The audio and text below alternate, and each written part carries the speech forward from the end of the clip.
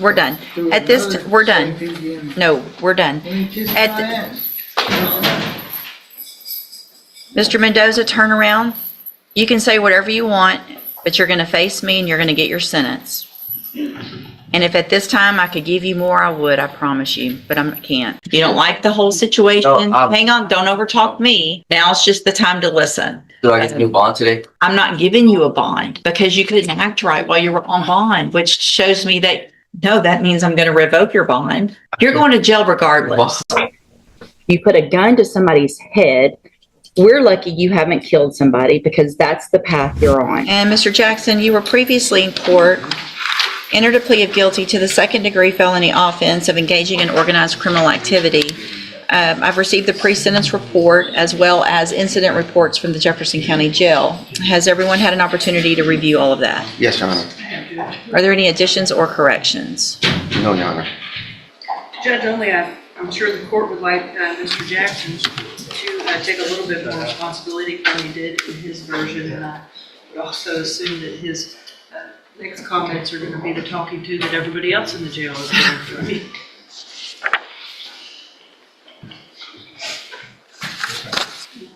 Mr. Jackson, I've got 16 pages of jail incident reports. Each page holds 2 to 4. Do the math on that, and that's a lot of you being exceptionally disrespectful to the officers that are there. And so what I'm wondering is why you think, I mean, since you entered your plea in this case, you were caught with a shank, 2 different types of shanks, and you've been fighting? Huh? You can speak where I can understand you first. Speak up. What do you want to say? I was talking to the guard, I was talking to the lieutenant. I was trying to talk to him and get that thrown out. They ain't find it on me. No, they found it in your bed. Oh, it wasn't. Okay. What about the other 16 pages? What about telling the officers, I don't have to do shit? What about telling the officers, I don't give a F about none of that? What about that? Is that you? Over and over and over? If you don't give a shit, then why should we? Do you understand what I'm saying? You want to spend your life in prison? Because that's what you're asking for. It's no behavior for me to go, oh, let's just put him on probation. It'll be great. He's going to follow the rules. You can't even follow the rules when you're locked up. What makes me think you're going to follow them when you're out? I mean, the agreement that y'all have reached based on what I understand is very little criminal history, mostly because you're young and you haven't had time to do a whole lot. What is the status of the Hardin County cases? Do we know? Yes, Your Honor. They're waiting for us to resolve these cases, and then they'll be next in line. Okay. When we come to court, after we leave, I always inform them what we're doing, so they're aware. Okay. Judge, that kind of goes to the notion of, obviously, we were going to request if the court is in agreement with the following plea, ISF, that he cannot do with those pending. So our understanding and our agreement was for ISF, with the understanding that he would dispose of those cases very timely so that he can then go to ISF if that's what this court orders. Yes, Your Honor. Okay. So here's what I'm going to do, Mr. Jackson, and the rest is going to be up to you, okay?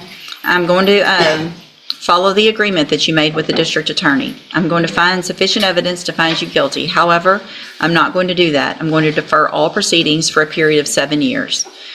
You will be ordered to pay a $500 fine. You will be ordered to enter and successfully complete the cognitive track of the ISF program. That is a whole program, especially for you young people, to hopefully help you to make better decisions. But here's the thing about ISF. You're going to go to Hardin County from here, take care of those cases, and when you do get to ISF, 1 incident report is a violation of your probation. 0 tolerance. So you're going to have to prove to me while you're waiting in jail. In addition, while you're waiting in jail to go to Hardin County, if I find out you misbehave in Hardin County, any of those things are going to be violations of your probation. Do you understand? A condition of your probation is going to be that you follow the rules in our jail, in Hardin County Jail, and in ISF. Whatever those rules are. It's not going to be cussing at and calling names to the correctional officers who are just there doing their job. It's not going to be fighting. It's not going to be hiding things in your whatever. You understand? Because you may never see the light of day. You're going to be right back in here on a motion to revoke your probation. And because this is a second-degree felony, if you are back in here, the range of punishment, if I find that you violated your probation, is minimum 2 up to 20 years in prison. You understand that? Okay. If you take advantage of this opportunity and change the way you're acting, and are you successful on this probation, this is your chance of a lifetime today, because you do not have a conviction on your record. You're not a convicted felon. And at the end of the probation period, if you're successful, the case gets dismissed. You'll never be a convicted felon. The other side, again, though, one hiccup. You're on zero tolerance from the beginning on this. You're back in here with the motion to revoke and going to prison. Do you understand? A condition of your probation also, if it's not in here, is going to be that you are not allowed to be in the possession of or around any firearm. So if there are firearms in your house where you're living that aren't yours, they have to be locked up, or you are not allowed to have them. You're not allowed to have a firearm, period. Do you understand? Okay. And Your Honor, just for the record, we do believe that he'll be able to make this probation and won't be back here. His family is here. They've always been here, so they're Good. ready to support him with whatever he needs to make sure that he makes it over the hump. I hope so. I'm glad that they're here. And here's the thing. You probably don't like their rules either. Guessing from how you're acting, I don't think you like anybody telling you what to do. But at this point in your life, until you get off this probation, there's going to be a bunch of people telling you what to do. And you're just going to have to take that because you're the one who engaged in this behavior, right? So grow up, take responsibility. And good morning. Good morning. How you doing? I'm okay. How are you? Pretty good.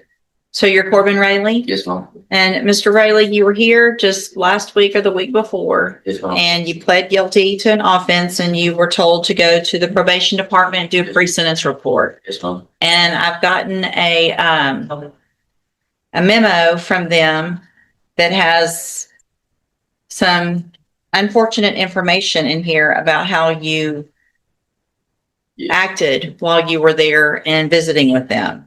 Yes, ma'am. I was over the phone when the lady was arguing and stuff. I just wanted the information on when I was supposed to meet the dudes. That was it.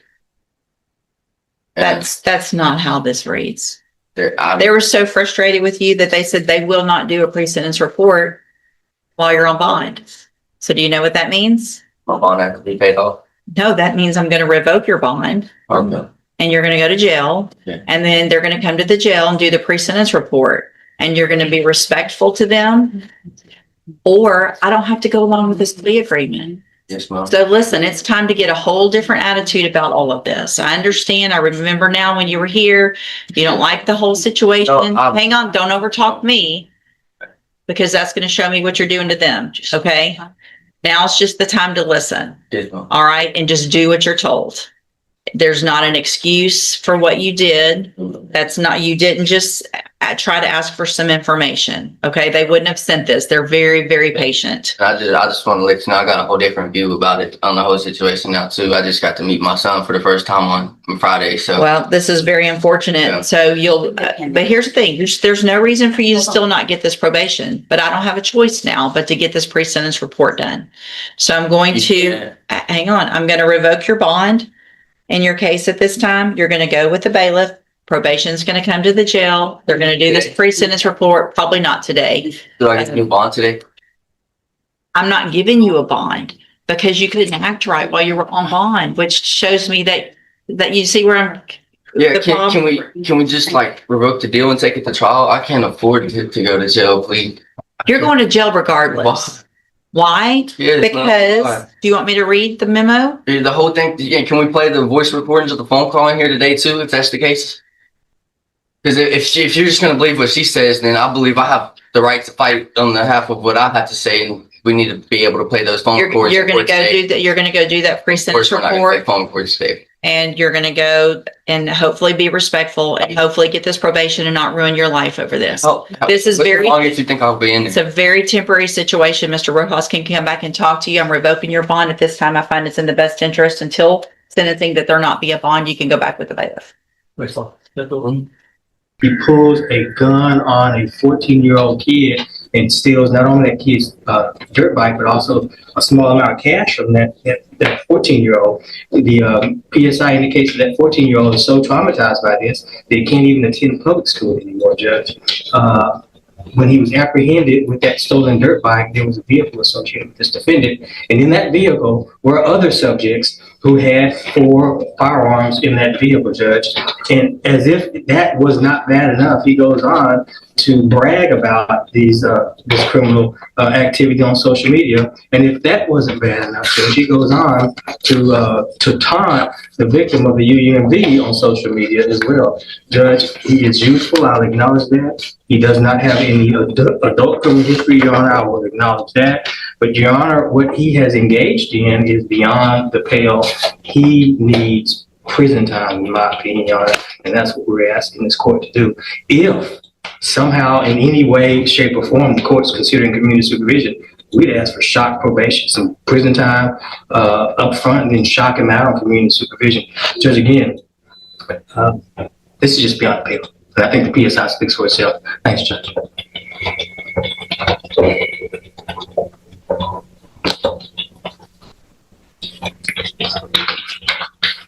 Mr. Chopin,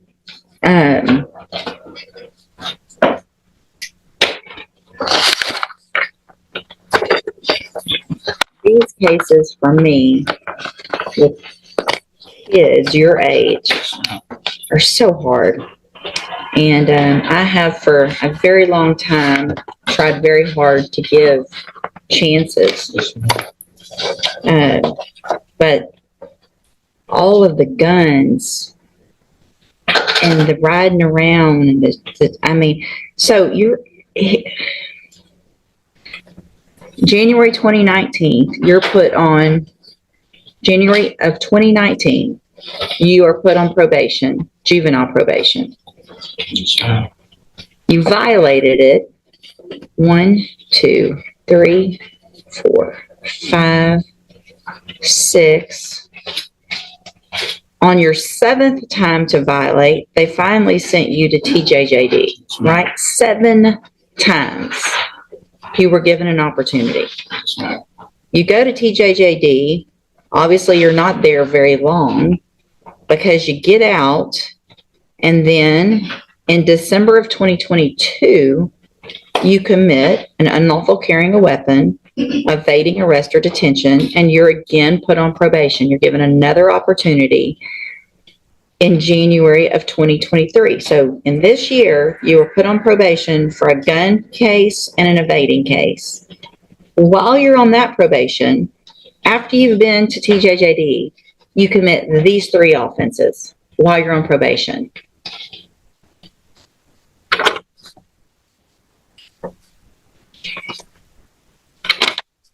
So none of it makes sense that I want to do better. And I mean,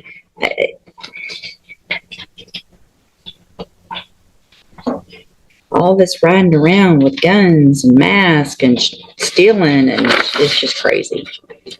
It's just crazy. Go to see in the jury box. I gotta think about this one some more for a minute. So what I've done, in addition to obviously just thinking about it and looking at all of this a little bit more, is ask and get any incident reports that you've had since you've been in custody. And Mr. Chopin, I appreciate Mr. Lewis and what he's done and the arguments he's made for you. And like I said before, it really kills me to what I feel like I have to do to you young people. But we are in Jefferson County tired of young people running around here with guns. You put a gun to somebody's head. We're lucky you haven't killed somebody, because that's the path you're on.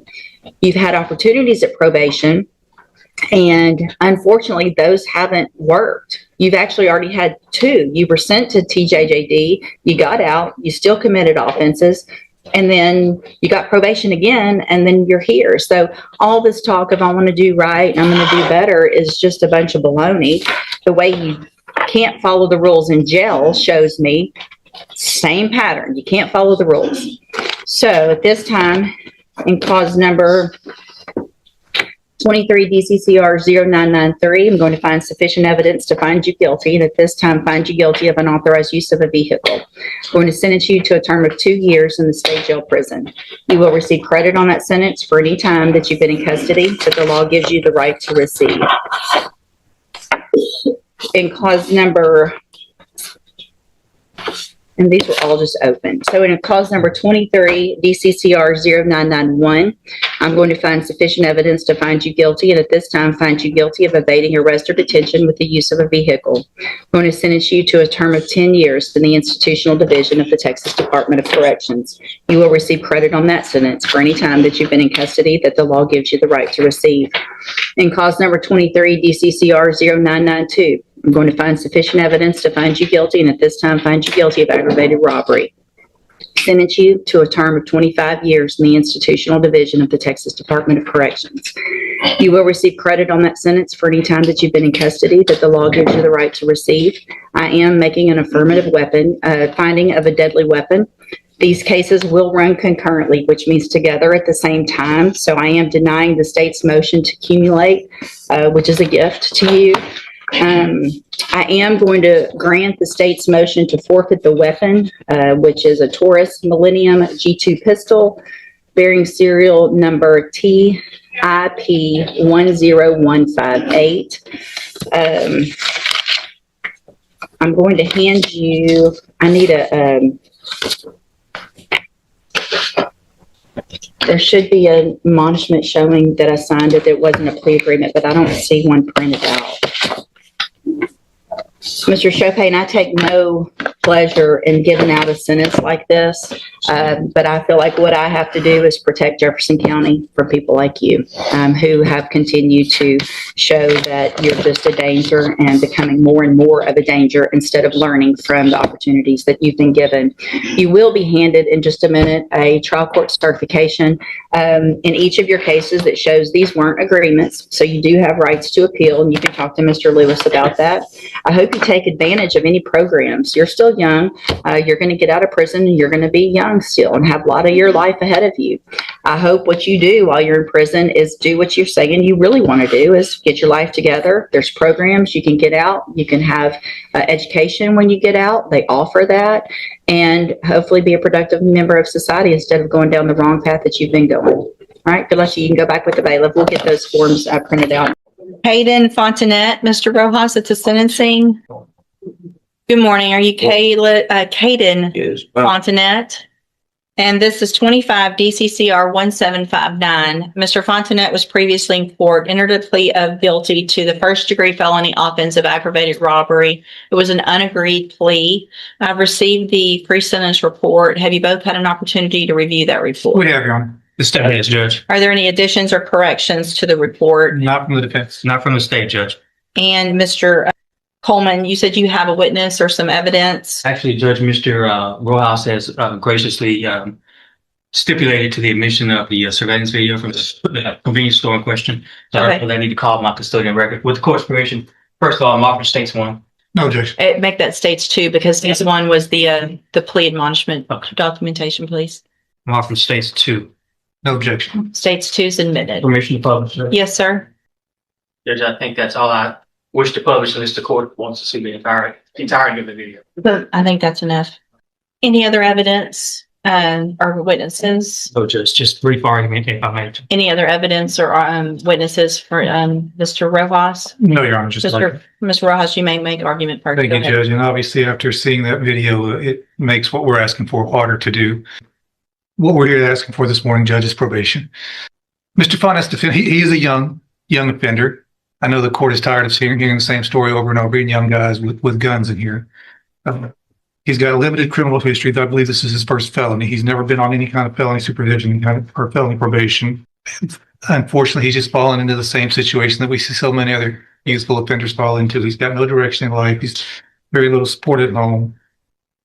Sees no way out of the situation that he's in, so he goes and decides to rob a store and get some money. Did the wrong thing. And if his story in the PSI is to be believable for what I believe is the right reason, he's trying to help his mom out at home, he's trying to pay some bills, keep the lights on. Certainly, there are better ways to go about doing that. And I hope that the time in jail has taught Mr. Fontinet that.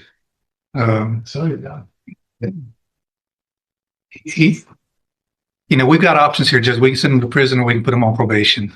Certainly, he's on the road if this conduct continues, he's on the road with prison. I don't know that the day is the best time to make that exit for him.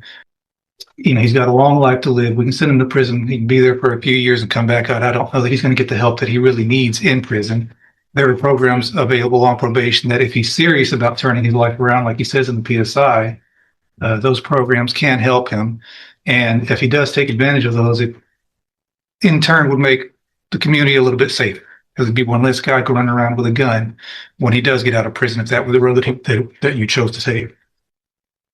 Planning on living at home with his mom. I think he has some younger siblings there. To his benefit, before he was even arrested, he started a GED. I think on the night that this happened, he had just finished a GED class and made a dumb decision to go hang out with these guys that he should not have been hanging out with, and did this robbery. Again, Judge, you've got two options. You can send him to prison, or you can try to get him some help on probation, and hopefully he will take advantage of that. And certainly if he doesn't, we're going to know pretty quick, and you'll have another chance to send him to prison, probably for a longer time. All right, thank you. What is the status of the other two?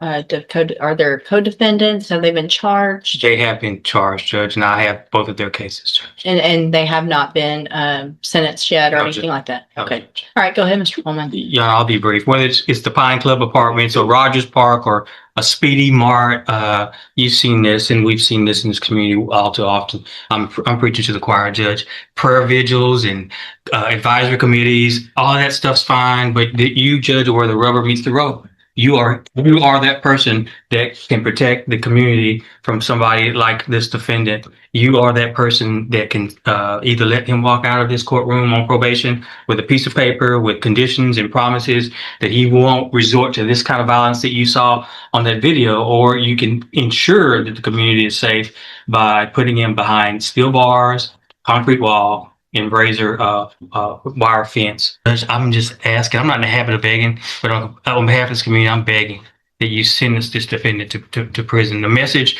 that needs to be sent to this defendant and his circle of friends and anybody who would want to be like this defendant is that if you pick up a gun with the intent to commit violence, you're gonna pick up a 15, 20, 25-year prison sentence, Judge.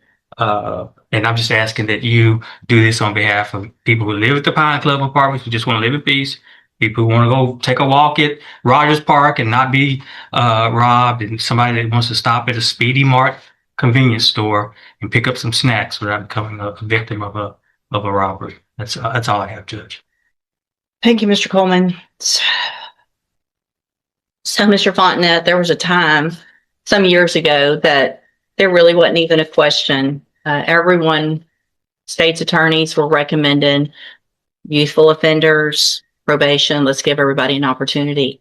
And things have just changed in such an incredibly dangerous way with young people doing what I just saw you do on that screen. I cannot imagine the fear that person had that was working in that store, that he now has, just trying to go to work, make a living, and go home. And he has 3 people come in and not just grab a little quick something and run out, but terrorize him for quite some time. Pulling him around, yanking him around, putting guns in his face, all 3 of you. I also, in addition to the PSI, get jail incident reports. And you apparently like to fight and jump people, which is what's been happening in the jail. So it makes it very difficult for me to go, oh, this is somebody that's going to get out and behave, who can follow the rules, because you can't even follow the rules in jail. And the pre-sentence report shows that you're a high risk level, which tells me that after they've looked at everything, that you don't have, unfortunately, a good likelihood of being successful if I were to put you on probation. And Mr. Coleman's right. We're tired of it. And there's got to be something done. So in cause number 25, DCCR 1759, I'm going to find that you entered your plea of guilty freely and voluntarily. I'm going to find sufficient evidence to find you guilty. And at this time, I'm going to find you guilty of aggravated robbery. I'm going to sentence you to a term of 25 years in the institutional division. Come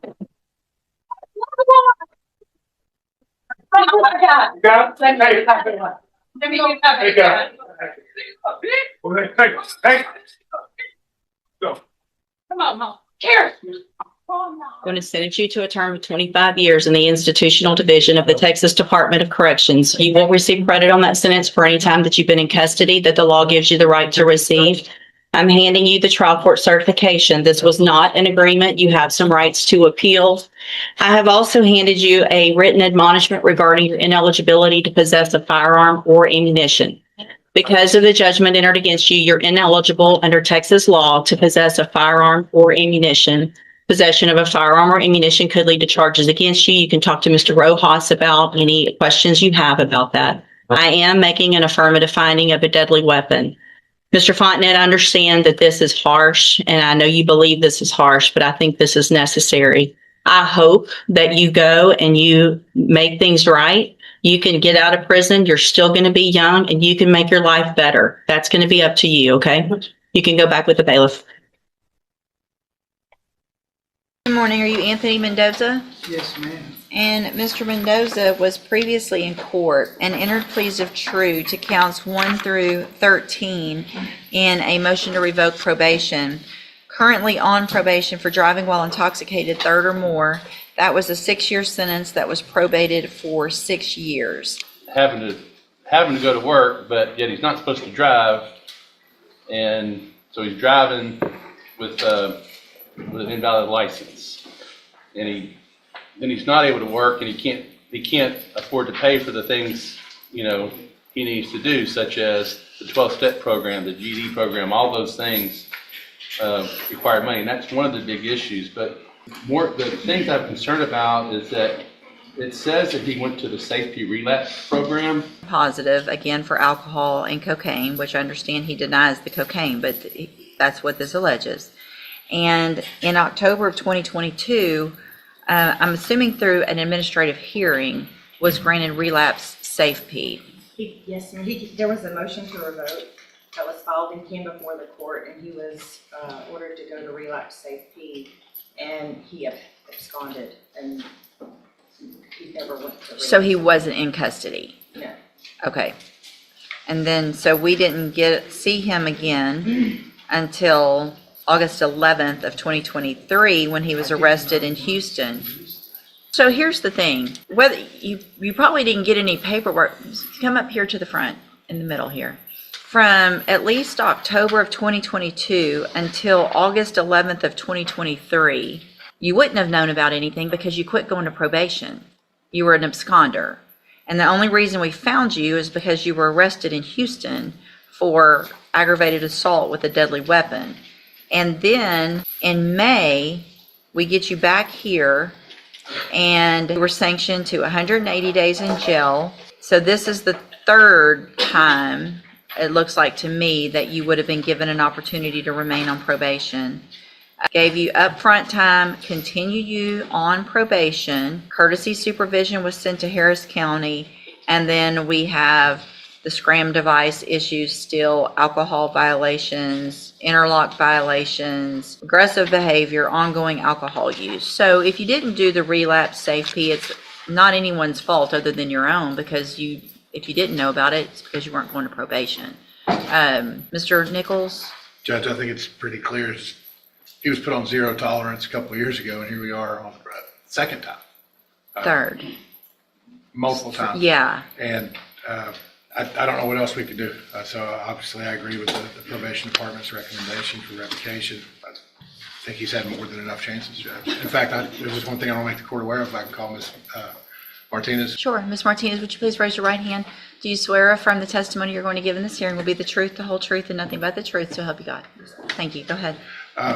Ms. Martinez, you were supervising, So, ha, that was his only reply to you. Did I ask you to print me out a copy of that? yes, Showing you what I marked Stakes Exhibit 1 for purposes of this hearing. Is this a copy of the email with his reply to you? yes. I'll tender to the defense attorney, Your Honor. I'll tender to the court for purposes of this hearing. I'll offer Stakes Exhibit 1. It's admitted.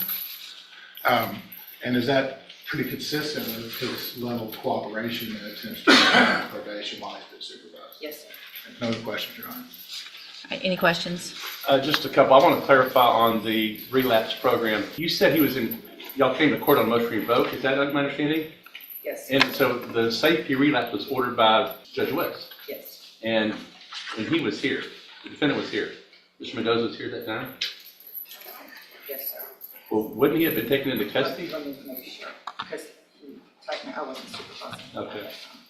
It looks like the hearing was completed over the phone. Okay, wait, he wasn't on here. It was over the phone with the supervisor at that time. Due to him residing in Houston, he reported he had a lack of transportation to report back to the hearing at that time because he had tested positive for alcohol and cocaine. The supervisor had recommended complete relapse safety. Anything I have else? no other questions for Ms. Martinez, Your Honor. Your Honor. Thank you, Ms. Martinez. I think he wanted to address the court, but we never did because Sure. we talked with her. Go Would ahead. you like to tell the court? Do you want to tell the court? Y'all saying I went to safety twice, I never went. Nobody's saying you went to Safe P twice. We're saying you went to You're saying Safe P. I'm Hold on, absconding? don't, listen. I'm gonna let you talk, but don't talk over me. We're saying that you went to Safe P and then that you were ordered to go to the Safe P relapse, but you never came and turned yourself in after that phone call where you were told that there was to be a warrant for your arrest. So no, you never went to Safe P relapse. Go ahead. She said I was supposed to turn myself in. That was after I did the 9 months where felony assault got dropped to a misdemeanor terrorist threat. Mm-hmm. So when I was here, y'all let me out. And then I was trying to work and they kept saying that I was messing with the SLAMS device. Okay. So I was actually at work and she sent me a message to my phone. And I was trying to work and trying to pay, for the devices and stuff, since they were violating me for operating my truck without court permission. Mm-hmm. So that's when I just didn't turn myself in. Right. So did you respond? Is that email?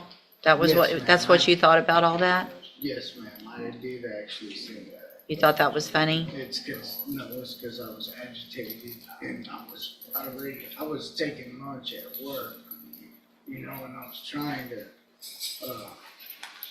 do things, trying to make money to take the classes, but with being on the SLAMS device. Well, you had money to buy alcohol.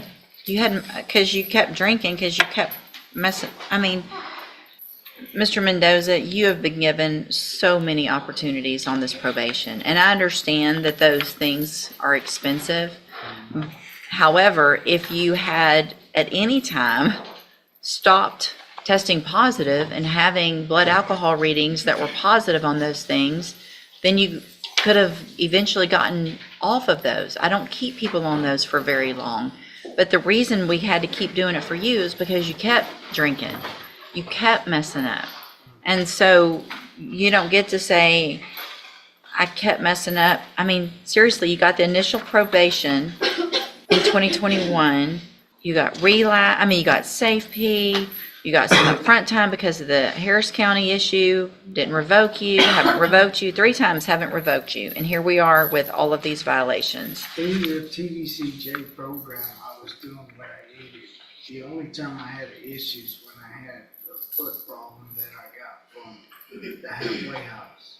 That's the only reason they said I absconded from the TJJD program. Okay. I've actually done well through the program, through with the supervised division. The only time I messed up is when they stopped supervising me and made me go do these things by myself. Well, I mean, how old are you? How old are you? I'm 43. 43 years old. And I have no felonies on my record except for this. That doesn't mean anything. You have this felony and you have 6 years hanging over your head.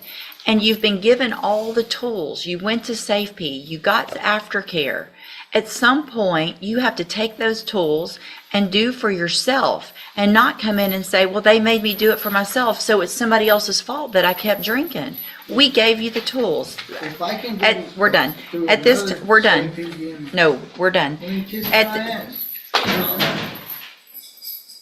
Mr. Mendoza, turn around. You can say whatever you want, but you're going to face me and you're going to get your sentence.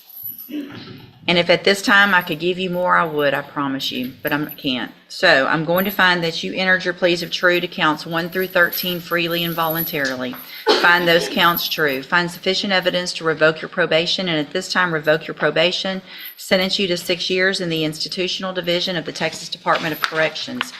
You will receive credit on that sentence for any time that you've been in custody that the law gives you the right to receive. I'm going to hand you a certification of your right to appeal. This was not an agreement, so you do have some rights to appeal. Y'all need to sign that before you leave right now. You need to sign that you're getting a copy of it, and then we'll give you your copy, and then when you're done with that, you can go back with the baby.